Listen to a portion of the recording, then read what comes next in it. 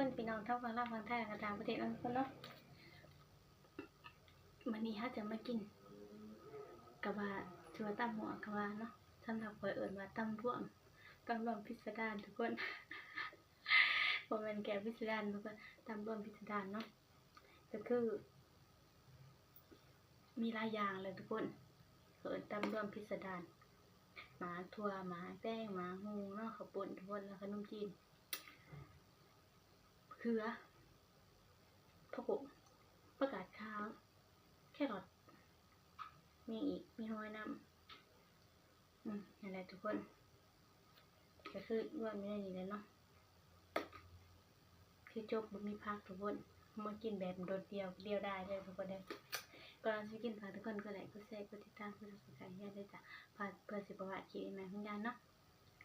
มากินน้ำกันเลยทุกคนเดี๋ยวเนาะจะได้กับฝากติดตามในทุกคนเด้อเบอร์3 2 ทางเด้อทุกคนเฟซของยาเนาะยาแฟนเฟซแล้วก็เฟซบุ๊กยาคำมันแล้วก็ยูทูบยาไปกินปลาเดียวทุกคนคำว่าติดตามคำว่าชมคลิปกันเด้อทุกคนบ่มีภากิจกลับทุกคนประวัติรวมสิกันหมดเลย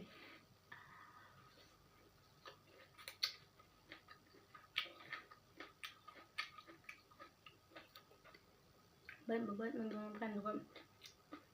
มันรวมกันเนาะ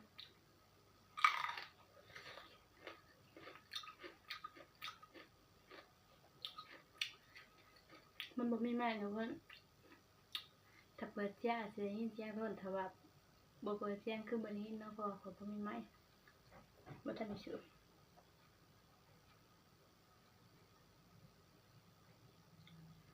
มือเลยอยู่ทุกคน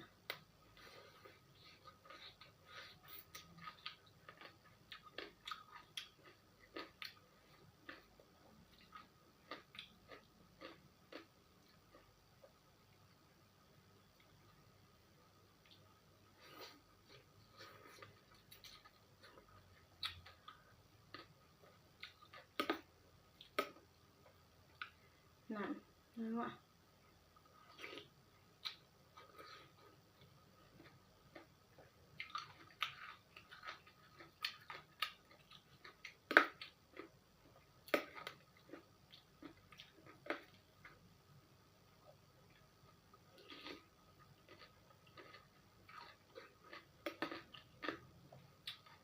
สำหรับเพจครับเฟซบุ๊กของคอยลงไปเบิ่งคลิปเต็มได้แล้วใน YouTube ไปทุกคนเทเบิ่งคลิปเต็มนะทุกคนฝากติดตามเลยเด้อ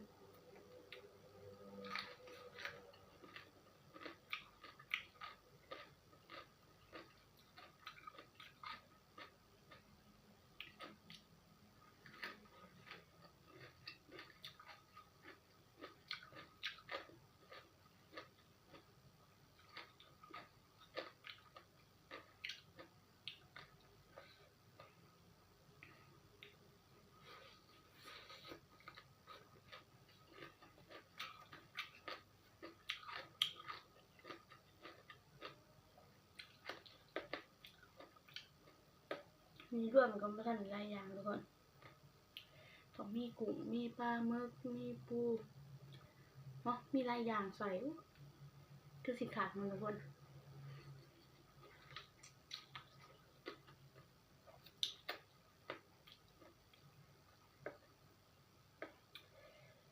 คำว่าจานก็สิใส่บ่ได้ทุกคนกับปลาไปเนาะต้องบอกว่าทานใหญ่ๆเลยทุกคน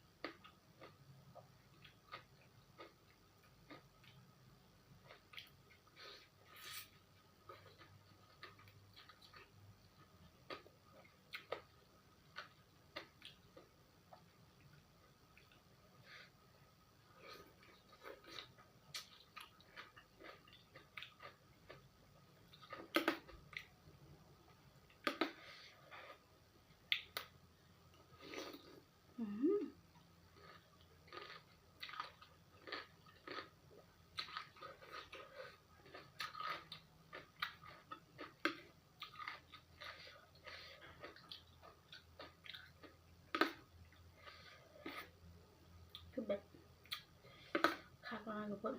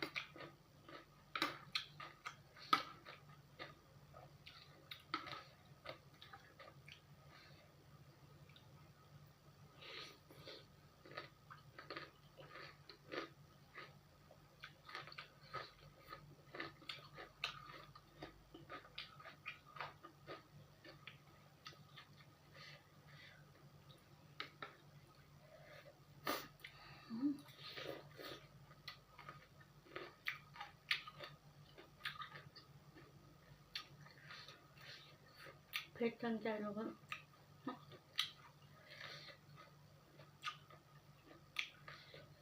ก็แซ่บ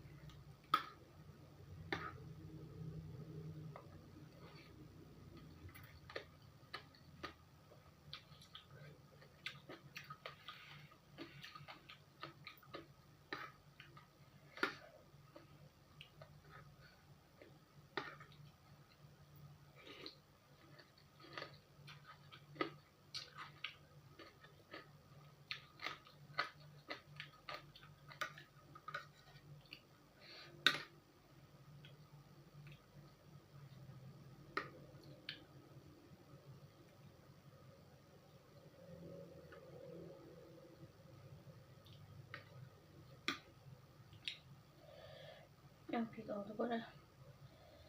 มันเกลียยังหรอมันเผ็ด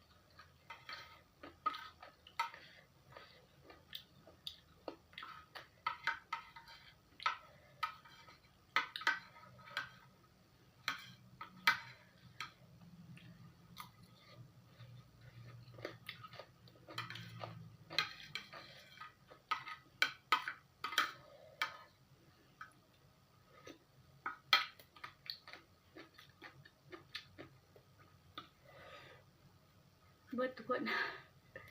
ระดับยาสักอย่างเนาะจะได้กับมาทุกคนก็ไลค์ก็แชร์ก็ติดตามกันกับยายเลยจ้ะบ่สิบ่พลาดคลิปใหม่ของยายเนาะสำหรับมื้อนี้สบายดีจ้ะบ๊ายบาย